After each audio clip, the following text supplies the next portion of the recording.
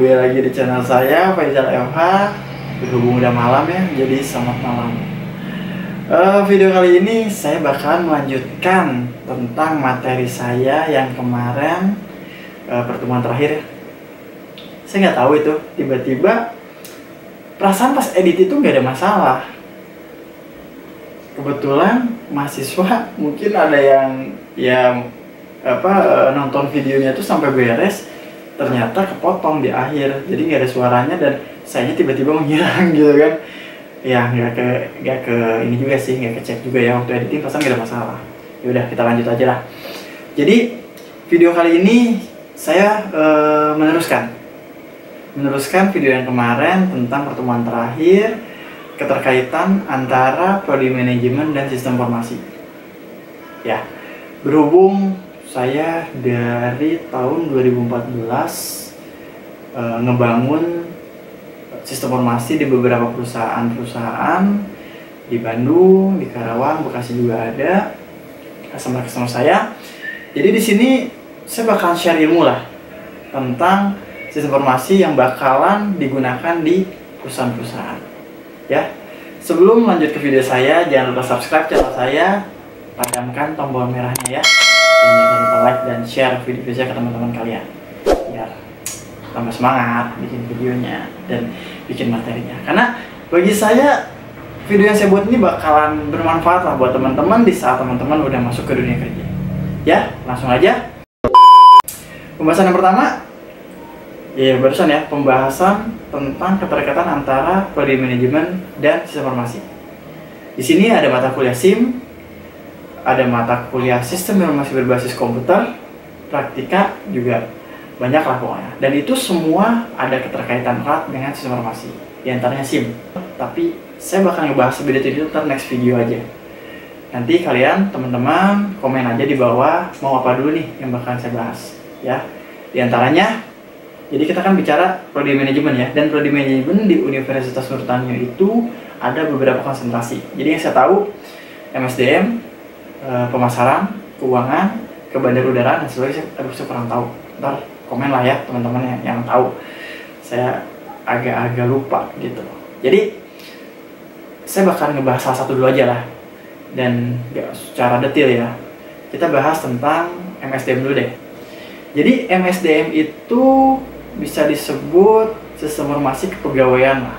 Jadi di situ ada absensi ya, terus ada kinerja juga. Jadi contoh, misalkan salah satu karyawan mau naik jabatan, itu dilihat dari kinerja. Dan biasanya kalau misalkan perusahaan itu masih menggunakan sistemnya manual, itu kita nggak tahu. Hanya bisa dilihat kapan karyawan ini diangkat sebagai pegawai tetap dan sekian tahun, dan kadang-kadang juga kelewat karena tidak menggunakan sistem informasi. Nah, tapi kalau misalkan sudah menggunakan sistem informasi untuk MSDM atau untuk karyawan, untuk apa ya disebutnya ya, kinerja, untuk kenaikan kenaikan pangkat atau kenaikan apa ya disebutnya ya, kenaikan jabatan. Jadi dilihat dari berapa lama biasanya. Nah, itu sudah disetting dari awal. Jadi misalkan 3 tahun nih, 3 standar perusahaan untuk kenaikan jabatan 3 tahun. Otomatis setelah 3 tahun dari pengangkatan pegawai tetap itu, sistem memberikan report atau memberikan notifikasi bahwa karyawan ini dengan kinerja seperti ini sudah bisa naik jabatan. Jadi seperti itu. Nah, itulah fungsinya sistem informasi. Jadi mempermudah banget lah.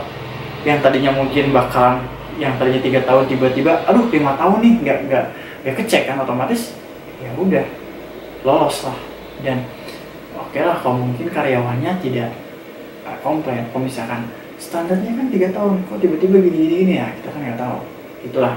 Nah, ya udah, lanjut. Jadi saya nggak akan ngebahas tentang konsentrasi ini secara mendetail, dikarenakan ntar saya bakal bikin video berikutnya aja ya. Jadi teman-teman komen aja dari 5 konsentrasi ini bakalan yang mana dulu yang bakal saya bahas. Oke, lanjut. Tadi saya bahas ada mata kuliah SIM. Nah, kita bahas SIM dulu aja ya. SIM itu skupnya sangat luas, dikarenakan sistem informasi manajemen itu di dalamnya banyak modul, di antaranya manufaktur, keuangan termasuk, ya, manajemen masuk juga, dan lain-lainnya masih banyak, kita bahas semuanya. Nah, SIM ini punya standar ISO-nya.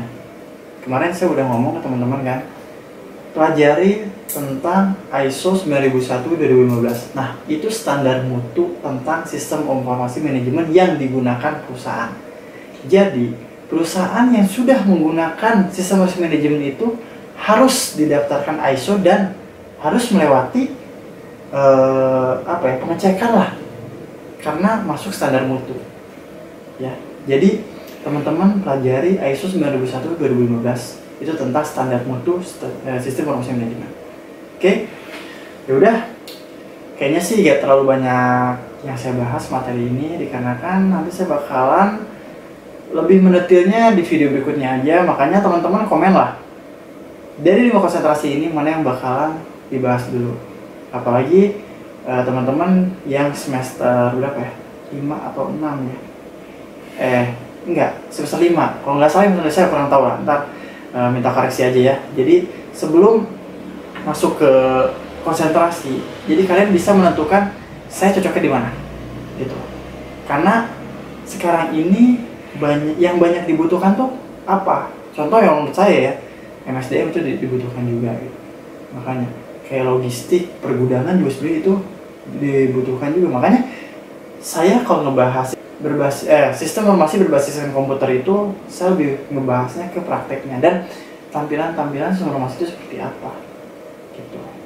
Mungkin video kali ini saya cukupkan dulu ya, dikarenakan ini kan hanya sekedar pembahasan materi secara garis besar aja dan melanjutkan yang kemarin gitu. Jadi inti atau singkat cerita dari video saya, sistem informasi itu sangat dibutuhkan.